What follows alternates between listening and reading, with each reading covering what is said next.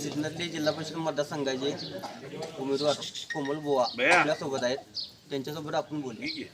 Madam, vision काय असणार आहे आपलं? विजन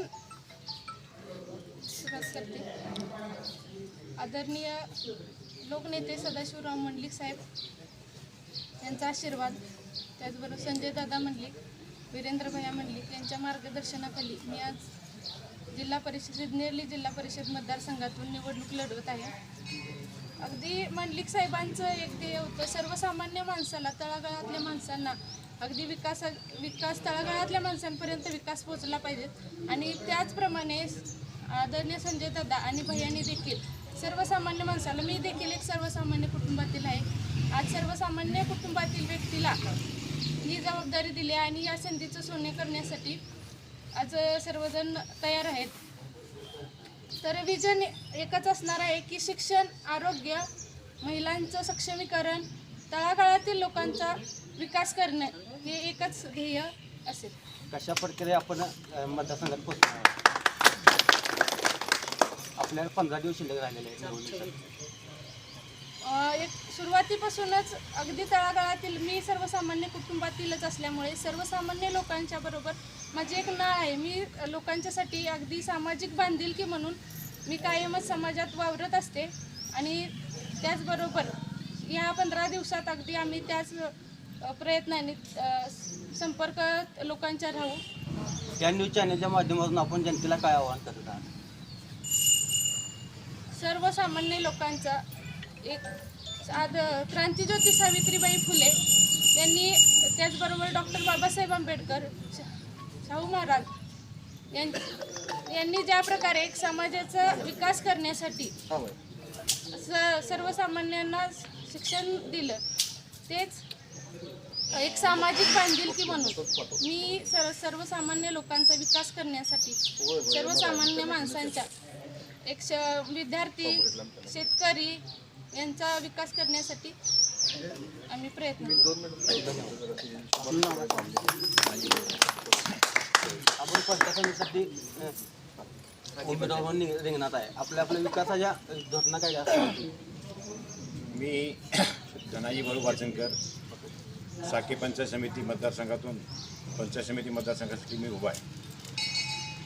राज्याचे नेते एकनाथ शिंदे साहेब, उपमुख्यमंत्री महाराष्ट्र राज्य, स्वर्गीय मंडलिक साहेब, आमचे नेते माजी खासदार संजयदादा मंडलिक, युवा नेते वीरेंद्र भैया मंडलिक यांच्या आशीर्वादानं ही निवडणूक आम्ही लढवत आहे.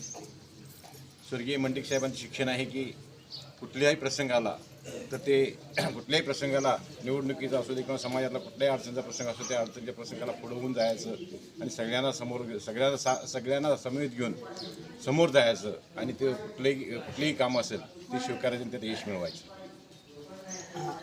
आपल्याला या जिल्हा परिषद मतदारसंघात विकास झाला आहे का? पंचायत समिती मतदारसंघात विकास झालेला आहे, पण काही सगळाच विकास झाला असं म्हणता येणार नाही. सामाजिक, कोणकोणते मुद्दे आहेत? आरोग्य, शिक्षण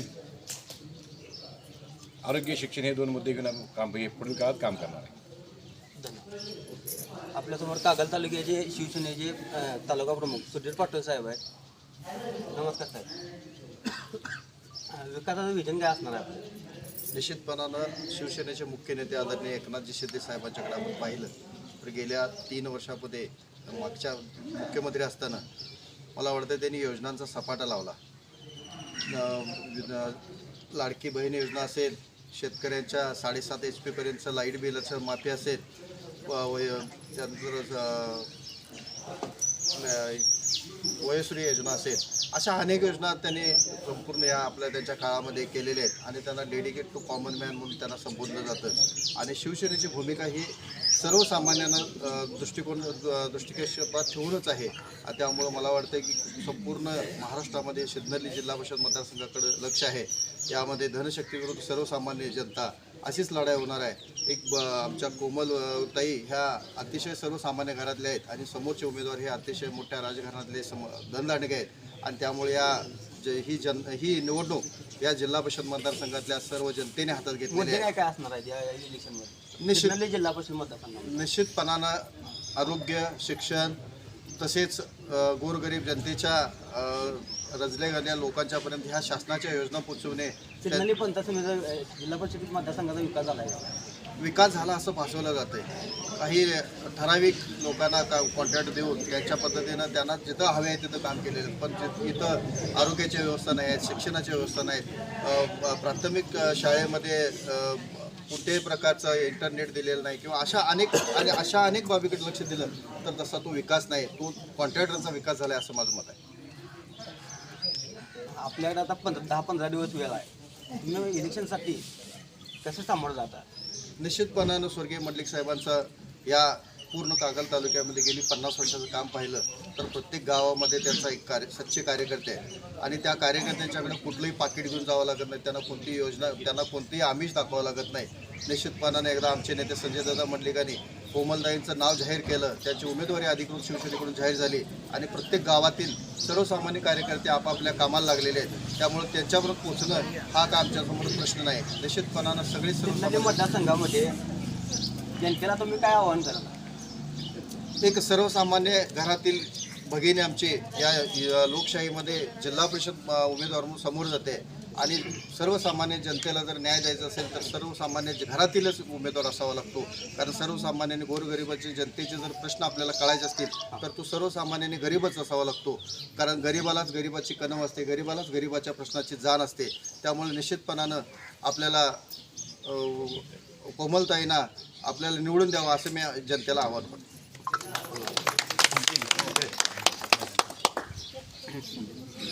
नमस्कार, आपलं ताई नाव? नमस्कार, मी उज्ज्वला पाटील. मी सध्या चळवळीतूनच काम करते.